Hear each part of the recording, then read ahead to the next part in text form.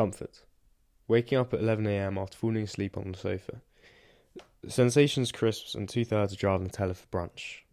People work their whole lives for comfort. But is this all there is? Aldous Huxley, English philosopher and writer of my favourite book, Brave New World, portrays a dystopia where art is replaced by entertainment, sex is solely for pleasure, parents are replaced by labs, and children are hypnotised to fit into society and prevent free thinkers. Seems a bit far-fetched, except not really. 80% of the UK drinks regularly, monogamy is on the decline, and the average person spends 7.5 hours in front of a screen. And that statistic gets worse at the younger, more impressionable ages. Now, we all know we need to cut down on booze and screen time and sex. Especially sex. I've been having way too much sex. But why should I care? Essentially because you're losing your freedom.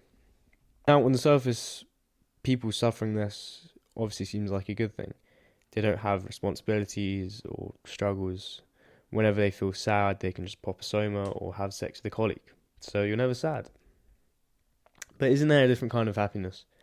Watching your child grow up or finally completing that book, painting, whatever project it is. It's not better to be moved by art than entertained by content. How are humans distinguishable from other animals if we just follow pleasure and avoid discomfort? If it is more fulfilling to have some higher purpose you serve, what should it be? I mean, as far as telling you what your life's purpose should be, I'm afraid that's a bit above my pay grade. And also something you probably won't find watching YouTube videos. My advice as a fairly happy 17-year-old is to think about what feels right to you. Original, I know. Another benefit of chasing passion rather than comfort is a sense of purpose and individuality. In Brave New World, civilized people enjoy sex, entertainment, and their job they're conditioned to like. They're all the same. In the real world, people enjoy different things: engineering, dance, theology, drama, whatever, rather than being a cog in the machine that produces things that people consume. So, how close are we to Brave New World? How far have passions been destroyed and replaced by consumption? I don't know, probably like halfway there. But so what if everyone else only cares about their bed and TikTok? The important thing is that you are aware that the enjoyment you get from your thing, acting, sport, drawing, is not the same as the enjoyment you get from having a tug. We don't want to go back to the Middle Ages where people whip themselves, which does actually kind of happen at the end of the book. But anyway, Huxley warns us that we are all susceptible to doing things we don't really want. Not just by brute force, but we can get convinced into doing them.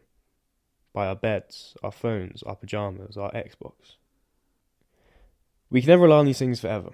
And what really makes it all worth it is what we care about more than ourselves. Family, art, religion, music, friends. As the protagonist Bernard Marx puts it, I don't want comfort. I want God. I want poetry. I want real danger. I want freedom. I want goodness. I want sin. I just wanted to share a few thoughts about my favourite book. A lot of people have written stuff about it, but I think there's just a lot to actually say.